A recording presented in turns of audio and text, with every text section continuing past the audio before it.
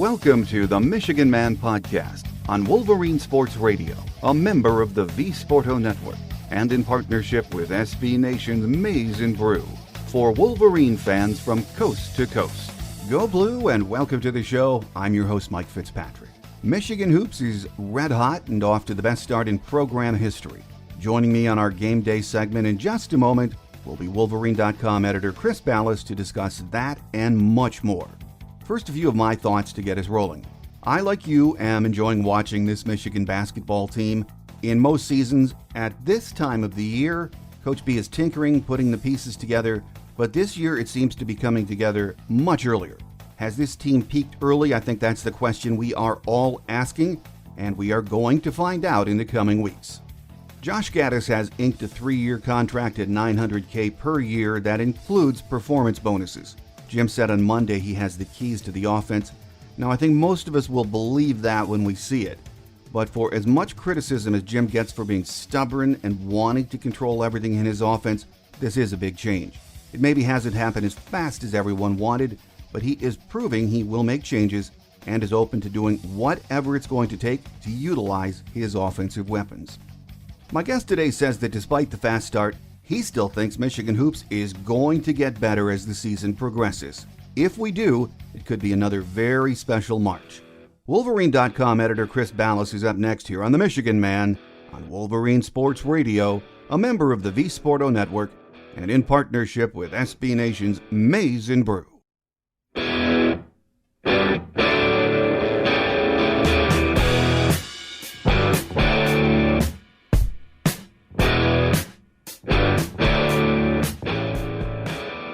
Back with us on our game day segment this week is Wolverine.com editor Chris Balas. Chris, wonderful to have you back on the show. Okay, appreciate it, Mike. Thanks for having me. Well, Michigan basketball, Chris, off to the best start in program history after beating Northwestern on Sunday night at Chrysler. Your thoughts on this amazing start? I think back to all those Michigan teams with all the talent they've had over the years, and the Fab Five and the 1989 championship team and the mid-'80s teams that, Michigan's got a rich tradition. I don't think a lot of people realized that because of the 10 years that they went without going to the tournament from about 1998 to 2008. But this is a program that's been to a Final Four in every decade since the 1960s and has won a title. And to look at this group of kids, and there aren't a ton of stars on this team. There are a lot of very good players, and maybe a couple of pros, but to see what they've done and what they've accomplished as a team is exactly what John Beilein has always preached and always tried to build, and these guys exemplify that. You look at Xavier Simpson is not going to be a pro. This kid's probably 5'10" on a good day, and how he's developed in just his will to win. Charles Matthews, the way he plays defense, the way that these guys have developed. John Teskey, for example, Michigan's junior center. I never thought, and I don't think anybody did, that he'd become the player that he was, but that he's become. But it's unbelievable watching what they've accomplished, 17-0. I think they got a good shot to extend that streak. They play at Wisconsin next, and every game's tough, and John Beilein said that after his post-game, during his post-game after the Northwestern win. But you know what? These guys just keep rolling, and it's unbelievable to watch. It's 17-0, best start in school history. Some folks are saying this, and it might be a bit premature, but this does at least look right now like maybe Coach John Beilein's most complete team, doesn't it? It does, and you got to wonder about the depth a little bit, and if they could develop maybe one or two more guys. Brandon Johns showed some life a couple of games ago, went for 8 points and 8 rebounds, hasn't played much since, so he's got to be more consistent. If they could get one or two more guys, I'm thinking, okay, this team has a chance to be really special and go a long way. It's like most teams, or a lot of teams anyway, they're one injury away from being in trouble. If a John Teskey were to go down, for example, or a Xavier Simpson, then maybe this team would be in trouble. But it's amazing how different it is, because every night it's somebody else. Last night they're against Northwestern, actually, it was Xavier Simpson and John Teskey making threes, which they couldn't do at Northwestern when they eked out a 2-point win about a month ago. So it's just amazing to watch. how they play as a team. You've got guys at other programs and on other teams that would want to get theirs and be selfish, but Beeline has preached, hey, you're going to get yours eventually, and people are going to notice you if you just stay within the team concept. So that's, in my opinion, what makes it so much fun to watch. So much fun to watch, and such a hard team to defend against. Coach Collins, after the game Sunday night, Coach Collins from Northwestern, said their game plan was to let Teskey and Simpson beat them from the outside, and they stepped out and did that. So other teams scouting Michigan, watching Michigan, how tough does that make your game plan against this team? Yeah, I mean, when those guys are making threes against you, and I don't know if it was Western Michigan's coach, I forget, Xavier Simpson, I think, made 3 or 4 in another game earlier this year, and he said, leave it to Simpson to do that against us when we, say, hey, go ahead and do it. But you know what? It was the right move on paper because they had challenged him. Northwestern had just a month ago down the stretch to make threes and left him unguarded, and he missed about 4 in a row and was actually benched at the end of that game, and they had to bring in Eli Brooks. Michigan did, to finish out that game. He made a big 3, and just because Xavier couldn't make him, but guess what he did? He went back to the gym, continued to work on his shot, and as Beeline said after the Northwestern game, eventually Xavier Simpson is going to win. It doesn't matter what you do. He says he's going to outwork you, and he's going to find a way. And I think that speaks for itself. If you look at the 31-1 record over the last 32 games with him at point guard and the way that he's emerged and developed, there's another kid that we thought in his freshman year, is this kid going to get it and grasp it?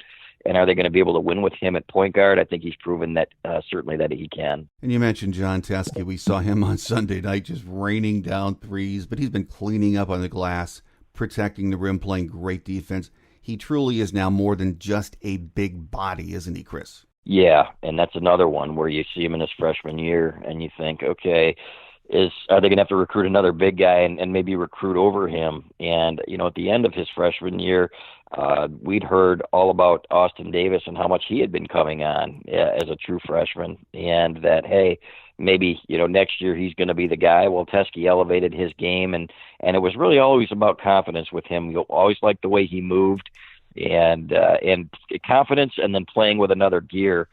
And what he understood and what John Beeline told him after the first exhibition, in which he played just okay, is that you aren't the compliment now. You are the guy, and we need more from you. But I never thought I'd see him where he was stepping out and hitting threes like he did against Northwestern. I think he made 3, maybe 2. If it was 2, he had another long one that he was just inside the 3-point line. But he's added that element to his game now where that stretches the floor even more and opens things up, because that brings the 5-man away from the basket and creates all kinds of room for your drivers, your guys like Iggy Brazdeikis and Charles Matthews, Jordan Poole. So that adds an element to the offense that it's just so hard to defend. It's pick your poison. And it's like Chris Collins said. He said, you know what, this is the strategy that we employed. Those guys went out and hit 8 out of 15 threes, and that was the difference in the game. So just amazing how it opens the floor when guys can hit their threes, and that's what John Beeline's always recruited to.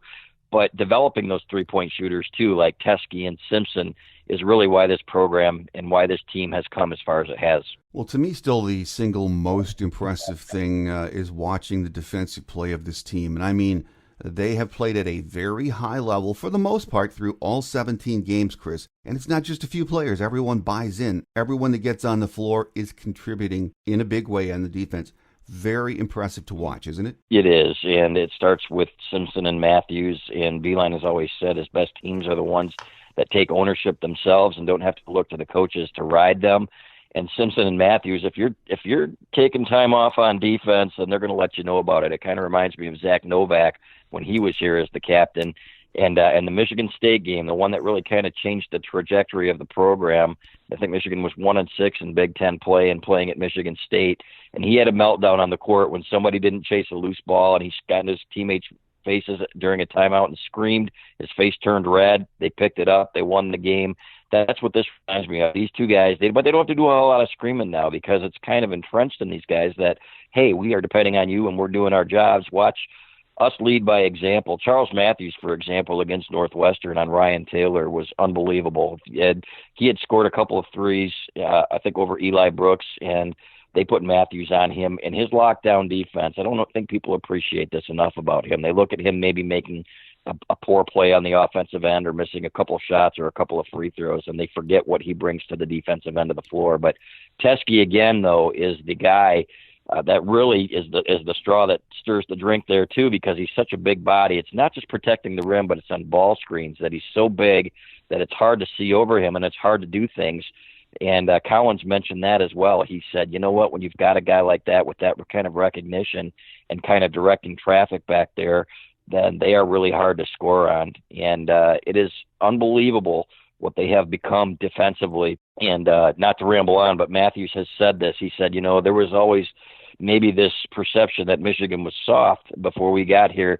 I don't see it now, he said, and we're going to make sure that is never the perception about this program as long as we're here. We're used to Coach Beilein's teams peaking late in the season, but this year they have been hitting on all cylinders pretty much since the opener. Have they hit their ceiling, or do you think this team can be even better? I think it can be even better, and I think we're starting to see that because guys, again, like Simpson and Teskey starting to make threes and getting more confident.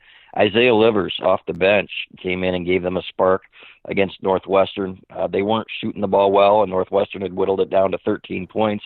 Livers stepped up with confidence and nailed a corner three that stopped the run, and they've got, in my opinion, still got some improvement to do on offense, and you're seeing that, though. You're starting to see that evolution where, okay, now there's more space created on the floor for the drivers. And what's amazing is that I think this team has only won 2 games in their 17-0 start by less than 10 points. And one of them was Western Michigan when, during exam week, and I don't want to make excuses. I think Western Michigan played a great game, but their heads weren't entirely in it. But if you think about that and the schedule that they've played, the North Carolinas at Villanova and teams like that, Purdue at home, there's still some tests along the way. But seems to me like this program and this team is really dialed in right now, and that really the sky's the limit. I think this is probably legitimately one of the top 4 teams in the nation. And if you're looking at Final Four teams now, again, as long as they stay healthy, I think they've got as good a shot as anybody. Well, there are going to be a few bumps in the road. Up next is Wisconsin in Madison. They're struggling a bit, but the Kohl Center has not been a place Michigan has enjoyed much success, to put it mildly, under Coach B. It's going to be another tough Big Ten road game. It is, and I did watch that Purdue-Wisconsin game the other night, and Wisconsin seems to be lacking something. There's something missing that you always saw under the Bo Ryan teams, and it's that grit. And they've got a solid team, and they've got some pieces, but again, just something missing. And to lose 2 games like they have already at home, I believe, Minnesota and Purdue, there's an opportunity there for Michigan. They're going to have 6 days rest, and it's going to be an early game there. I think it's an 11 o'clock start Central Time. So they're going to have a great shot to win that game, too. They've had better success in recent years, but that's a tough place to play. And Ethan Happ, I think what you're going to see is that Michigan's going to let him get his. He's probably going to score 25 points. They got to make sure they stay out of foul trouble and tell Teskey just keep the hands up and protect that 3-point line, because that's when Wisconsin's dangerous. Happ can really pass well out of the post, but again, I think a great opportunity. This team is not intimidated on the road, Mike. If you watch them, what they did at Villanova, and I understand that Villanova is not the national championship team that they were a year ago, but that's still a tough place to play. You see what they did there. You see what they did at Illinois in a hostile environment, and where they go, they just don't get intimidated. So, like Michigan's chances in that one, and like you said, they are going to drop some games, and probably the fan base is going to be, what's the matter if they lose 2 games out of 3? Guess what? The record will be like 21-2 at that point, So you got to keep it in perspective. It's a long season. They're not going to go undefeated. But what really excites me is that you've got the 2 state of Michigan teams here setting up, playing 2 times in about 2 weeks at the end of the year, and I think that's going to determine the Big Ten championship. With us on our Game Day segment this week is Wolverine.com editor Chris Balas. Chris, basketball, of course, front and center right now, as it should be. Football, always a hot topic, and last week 2 big hires were made. Josh Gaddis is the new offensive coordinator. A very interesting hire, isn't it, Chris? It is. I think it's a great hire, and it remains to be seen if he's going to be given complete autonomy and to call the plays. And that's one thing about that we don't know is how much input is Jim Harbaugh still going to have on the offense. What we can say is that Gaddis is considered one of the up-and-coming top coaches in the country in terms of being a great recruiter and a great offensive mind. The way that he's worked with wide receivers at Penn State, at Alabama, and Nick Saban raves about him. Nick Saban doesn't rave about a whole heck of a lot, but we read an article from Alabama.com in October where he said this guy is a fantastic football coach, and he was the co-offensive coordinator for a reason. So he got his man, and he went out, and everybody was curious how he was going to respond when they lost to Al Washington and Greg Madison to Ohio State. Obviously, those were coaches on the defensive side of the ball, but both of those guys are great recruiters. Gaddis is considered one of the best recruiters in the country and a great offensive mind. So I think that was a step in the right direction. And love what he brings to the table. And, it's not about winning the offseason, though, as you and I know. It's about winning games, and especially winning that last game on the schedule in November against Ohio State. So be interesting to see how different the offense looks next year if they open it up a little bit more and use those wide receivers. That's been his MO, and he's done that wherever he's been. Well, another important hire, as we all heard last week, was bringing in defensive coach, and I'm not sure how you pronounce it. Is it Anthony Campanile? Yeah, that's the way I understand it. But he's got great ties. He does have ties to Coach Brown, too, doesn't he? He does. They know each other. I don't think they overlapped at Boston College, but he comes from a football family.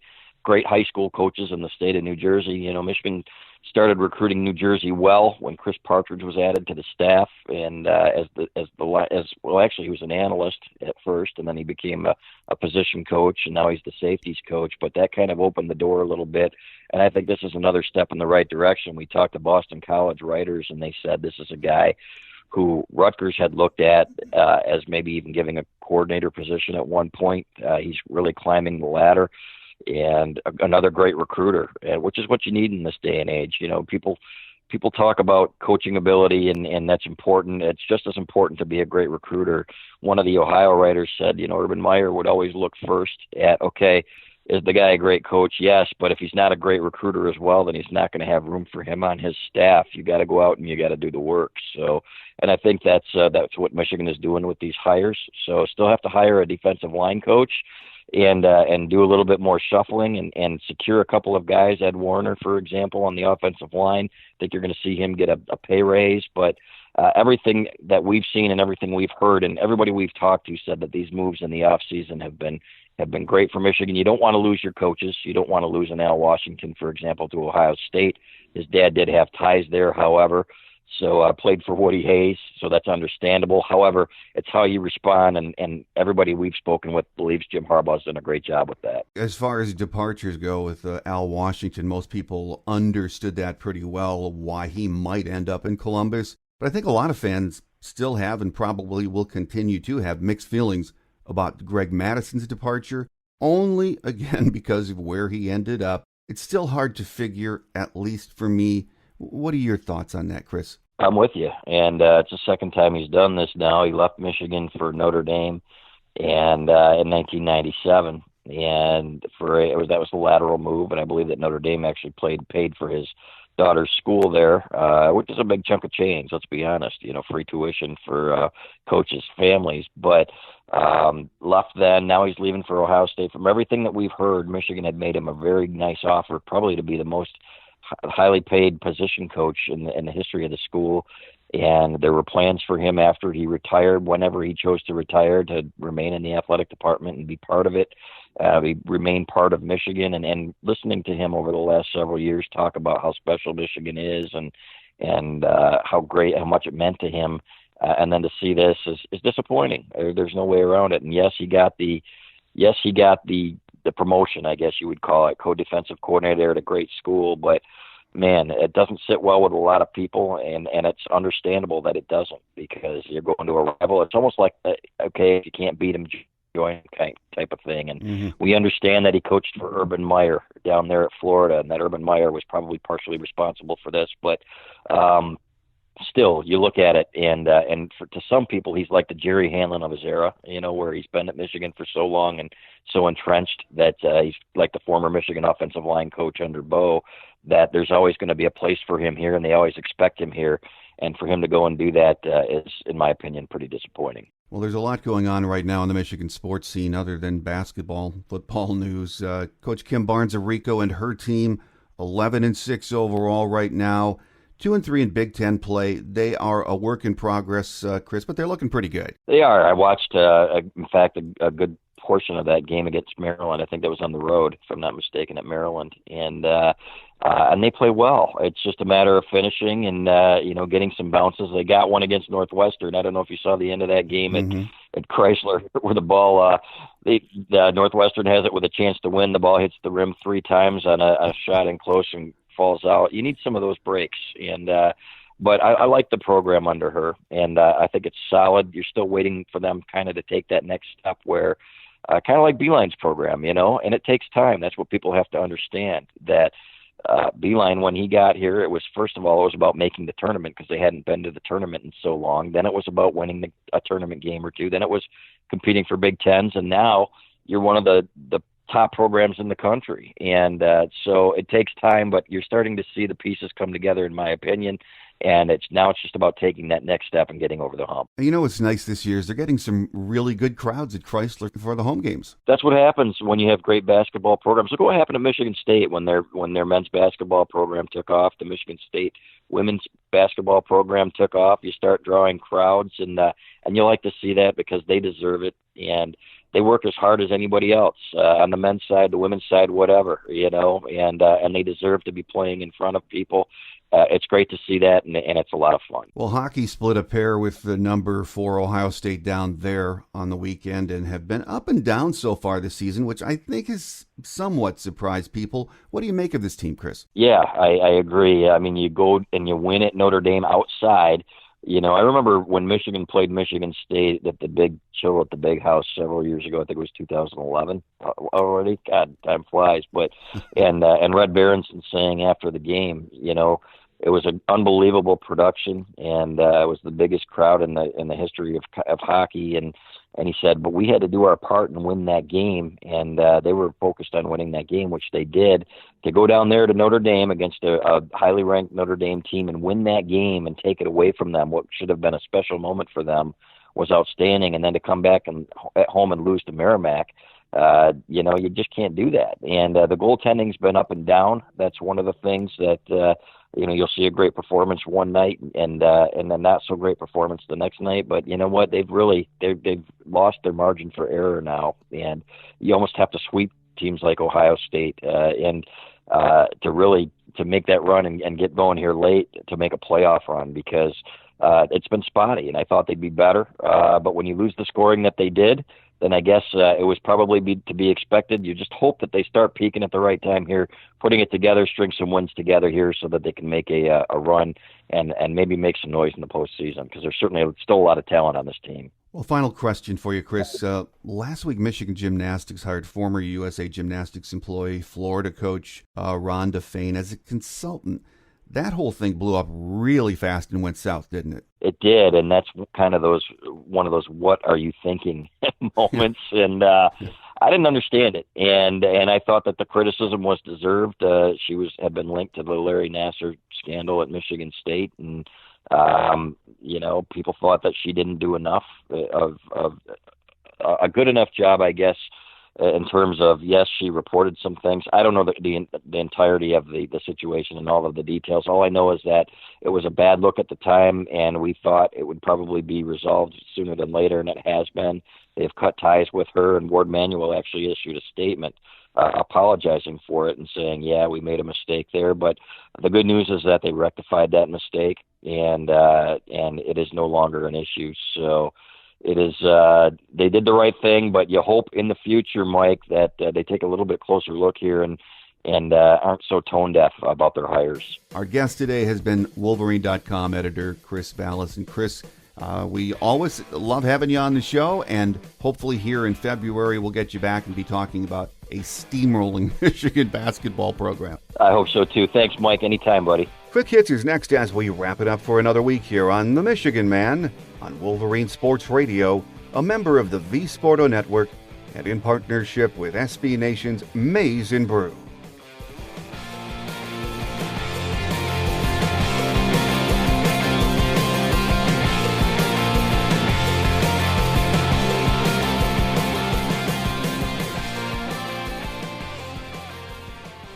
On Quick Hits today, junior offensive lineman Nolan Elizio will be transferring. He played in just 5 games last season. In other news, Kim Barnes-Arico and her team will be on the road at Iowa on Thursday, then back home on Saturday for a big one with Ohio State, 4 p.m. tip time. They are 11-6 overall, 2-3 in the Big Ten. Hockey is at home this weekend for a pair with Penn State. They need to get it in gear if they want to see postseason action. We are 8-9-6 overall, 4-5-4 in the Big Ten. Make sure you get our free show app from the iTunes and Google Play stores. You can also hear us on Spotify, TuneIn, iHeart, and Wolverine Sports Radio. That will do it for this week. I'm your host, Mike Fitzpatrick. Have a great Wolverine week, everyone. Until next time, take care, and as always, go blue. Thanks for joining us today on The Michigan Man, here on Wolverine Sports Radio, a member of the V Sporto Network, and in partnership with SB Nation's Maize and Brew. Our listener lines are open 24/7 for your calls at 313-263-4842. That's 313-263-4842. Or email us at themichiganmanpodcast@yahoo.com. That's themichiganmanpodcast@yahoo.com. The Michigan Man Podcast is produced at the studios of Robin Lynn Productions, Allen Park, Michigan, and is not affiliated with the University of Michigan. Go Blue!